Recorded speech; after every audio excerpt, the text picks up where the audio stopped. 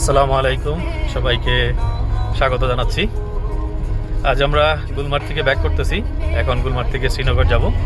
শ্রীনগরে local site seeing আছে অনেকগুলো। যেহেতু টিউলিপ গার্ডেন বন্ধ হয়ে গেছে, টিউলিপ গার্ডেন এপ্রিলের 15 তারিখ পর্যন্ত ওপেন থাকে, তো ওটা ক্লোজ হয়ে গেছে।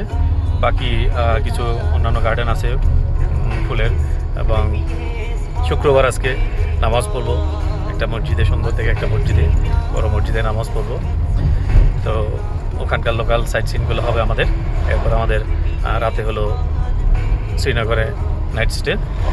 তো গুলমার্গ নিয়ে বলতে গেলে কিছু কথা বলতে হয় যে গুলমার্গ একবার হলো এখানে কাশ্মীরের সৌন্দর্য আমি মনে করি যে 50% গুলমার্গেই। আসলে সৌন্দর্য তো হবে কাশ্মীরের এক জায়গা থেকে বা এক সিজনকে করে বর্ণনা করা যাবে না। এক এক সিজনে এক এক রকম সৌন্দর্য এখানে, আর এক একটা প্লেসের এক একটা বিশেষত্ব রয়েছে।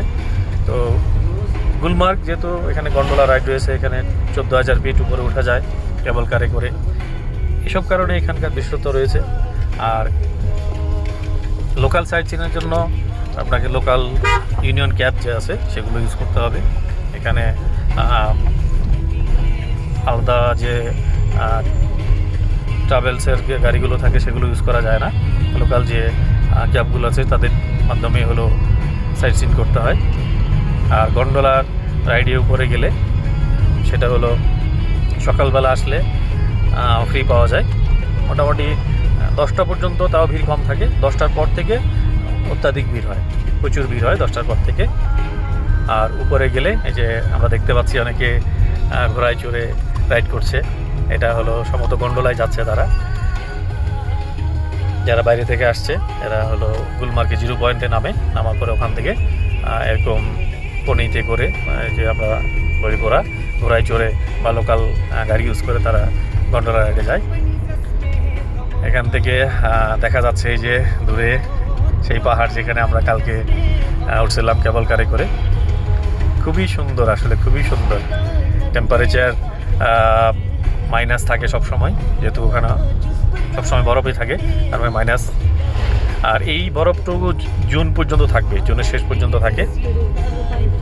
এরপর থেকে আবার হলো শেষ হয়ে যায়। এটা আবার শুরু হয় হলো অক্টোবর থেকে আবার স্নোফল শুরু হয়। আর শ্রীনগর থেকে গুলমার্গ আসতে যদি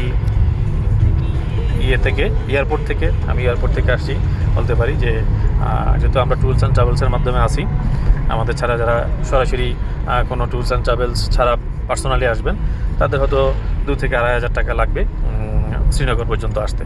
এরপরে শ্রীনগর থেকে আবার লোকাল সাইট সিইং যেটা, সেখানে 1500 থেকে 2,500 এর মধ্যে হয়ে যাবে। আর গন্ডোলার টিকিট হলো 2টা পেজ, ওখানে ফার্স্ট পেজ হলো 800 টাকা, সেকেন্ড পেজ হলো 1,000 টাকা, ইন্ডিয়ান কারেন্সি 1,000 টাকা। আর এরপরে বিভিন্ন গন্ডোলার উপরে বিভিন্ন রাইড রয়েছে, সেগুলো এনজয় করা যায়। সেখানে ফিক্সড রেট নেই, আসলে ফিক্সড রেট নেই বলতে আমরা যার কাছ থেকে যেভাবে বার্গেনিং করে কমিয়ে নিতে পারে, সেটা প্রত্যেকের উপর নির্ভর করে যে আমরা কতটুকু কমিয়ে নিতে পারতেছি। এই হলো গুলমার্গের আপডেট। আর যারা গুলমার্গে নাইট স্টে করবেন তারা চেষ্টা করবেন যেন গন্ডোলা পাশাপাশি কাছাকাছি থাকতে, তাতে মর্নিংয়ে তাড়াতাড়ি যাওয়া যায় এবং এক্সট্রা যে খরচটা ওখান পর্যন্ত যাওয়ার জন্য সেটা অন্তত সেভ হবে।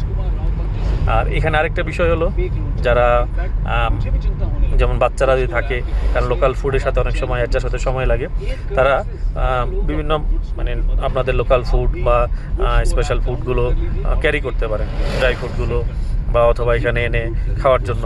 কারণ এখানকার যে আমরা খাবার খাচ্ছি, আমার ছোটো বাচ্চা একটু প্রথম দিন যাও হয়তো খিদা বেশি ছিল, খেয়ে নিয়েছে, কিন্তু সেকেন্ড ডে থেকে ওর খাবারে অনিয়া চলে আসছে, খেতে পারছিল না। তো যার কারণে হলো যাদের বাচ্চা থাকবে অথবা সিনিয়র সিটিজেন যারা থাকবে তাদের স্পেশাল থাকে না অনেক সময় যে এই ফুড ছাড়া যাদের চলে না, তারা একটু ফুডের বিষয়টা মাথায় রাখতে হবে। আর হোটেলের আশেপাশে লোকাল স্টেশনারি দোকান বা খাবারের দোকান কিন্তু নাই বললেই চলে। তো এটা আপনারা যখন শ্রীনগর থেকে আসবেন তখন নিয়ে আসতে পারেন, অথবা যেখান থেকে গুলমার্গ আসবেন সেখান থেকে ক্যারি করতে পারেন। এইগুলো মোটামুটি গুলমার্গের আপডেট। এরপরে আমাদের ডেস্টিনেশন শ্রীনগরের আপডেট জানাবো বিকালে অথবা আগামীকাল ইনশাআল্লাহ। আল্লাহ হাফেজ, আসসালামু আলাইকুম।